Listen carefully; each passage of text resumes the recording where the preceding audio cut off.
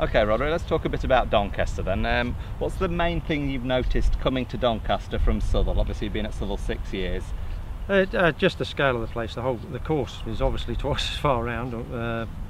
You end up walking 3 miles instead of a mile and a half. Big course, yeah. And scale of the place, stands, everything. Scale of the stables. We've quite a lot more stables in the yard, and that's just the quality of the racing. It's just totally different sphere. Also managing the expectations of the trainers have on the turf. Flat trainers compared with the fibre sand, and compared with the jump tracks as well. Yeah, definitely.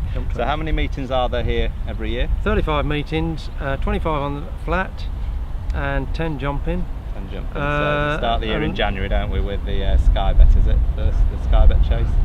Sky Bet Chase, followed by the Grimthorpe Chase Day. Then we've the Lincoln meeting. That's the first flat meeting. So that's the end of March. End of March usually. Then with the big St Leger 4-day St Leger Festival in September. Then we close the year with the November handicap meeting. Right. And that's 9th of November this year, wasn't it? 9th of November, yeah. Yeah, that's right. So again, the flat obviously is what dominates at Doncaster. Then it's quite a long flat season, really, from the end of March right the way through to November, isn't it? It is quite a long season, but we're also looking to build on the national hunt season. The executive have a wish to increase the number of national hunt fixtures we have in the jump meetings we have in a year. And there were some very good horses here last year, weren't there? Absolutely.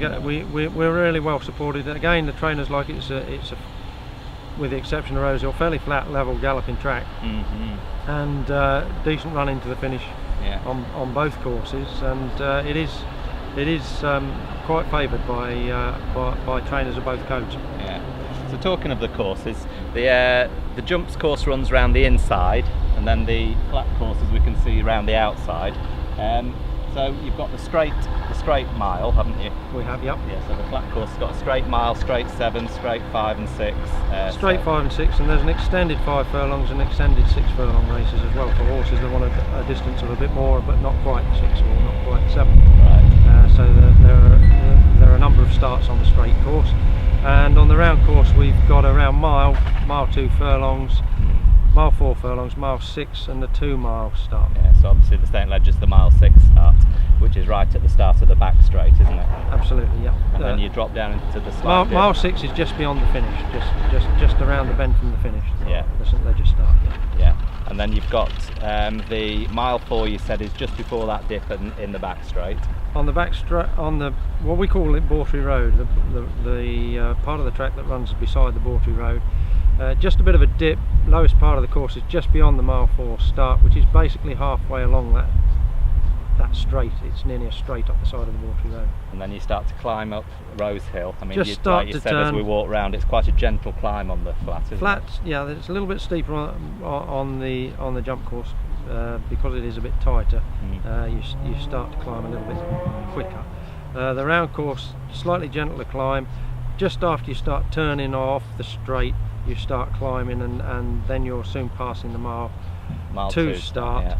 Mile 2 starts about 50 yards from the top of Rose Hill. Yeah.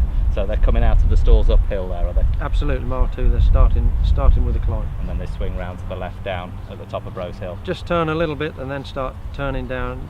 They start quite a steepish descent really down Rose Hill, and then they hit level ground within about half a furlong. Yeah, I think it's the one thing I picked up is that everyone regards Doncaster as a very flat course, but Rose Hill is quite an incline. It is a bit of a climb, yeah. And a warm day as we've walked around today, you soon realise you're climbing. Yeah. So it's to be taken into account if people are looking at the longer races, the mile 2, mile 4, mile 6. Absolutely. What's the longest race you do here? 2 miles. The 2 miles. Yeah, and where's the start for that?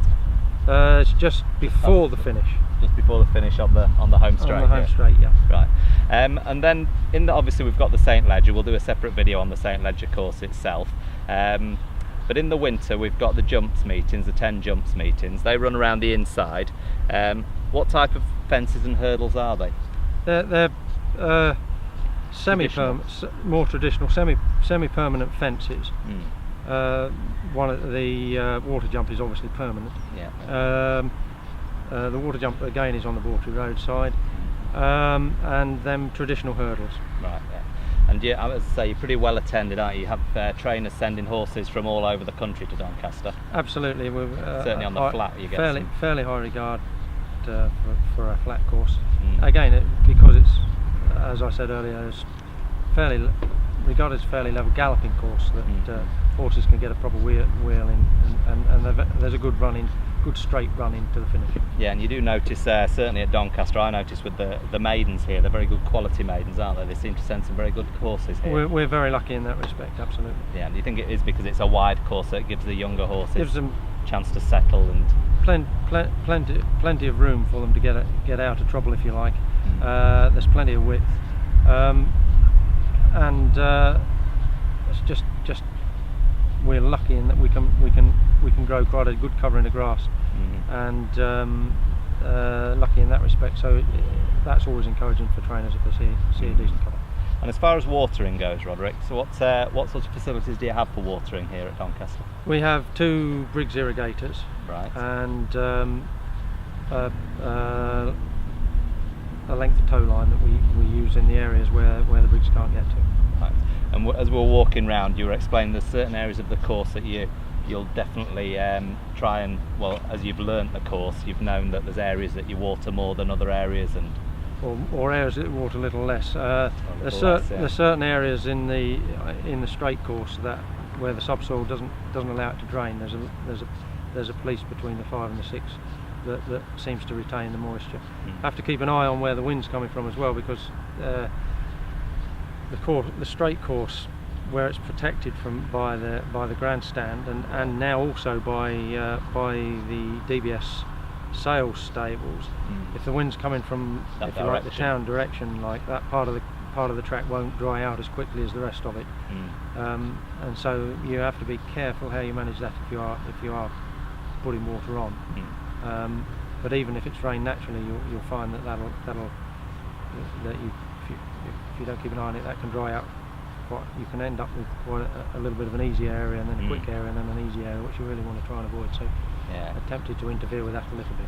Yeah, just to make it even the whole way around. Try to keep it even. Yeah. Very even, yeah. And you were saying that the jockeys seem to think that coming down the centre's this golden highway, but you don't agree really with that. I think, yeah, there is a danger that it's going to be self-perpetuating as well, because in my experience this year, they've been tending to come down the centre, and it compacts it more, so that will compact it, so it will become quicker. But we do undertake quite a lot of aeration work on this course, as a matter of course, with slitting it and verti-draining it, and that relieves that any compaction.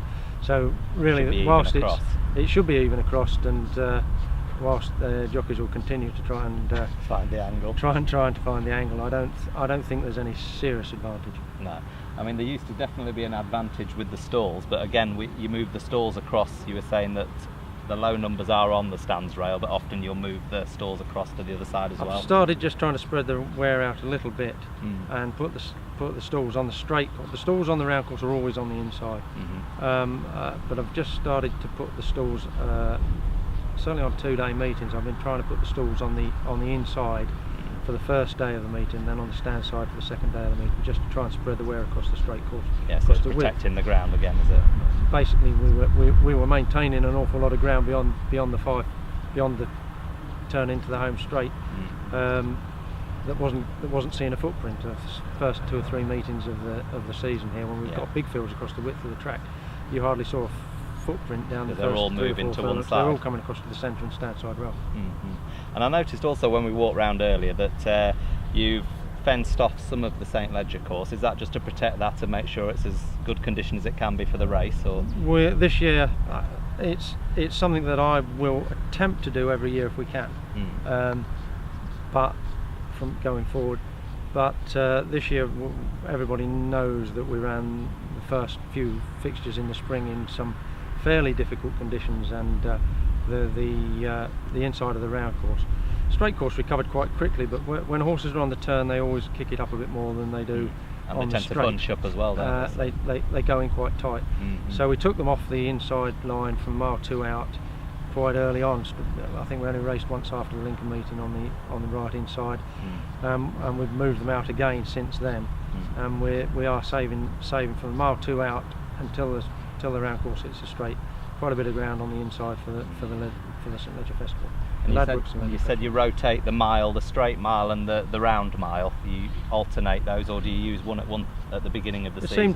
We seem to at the beginning of the season we keep on the straight, and then into June we run a few races from the round mile start, just to add a bit of variation, really. Okay, well that's brilliant. Well, thanks for the insight into the course, and thanks for your time today, Rod. Thank you.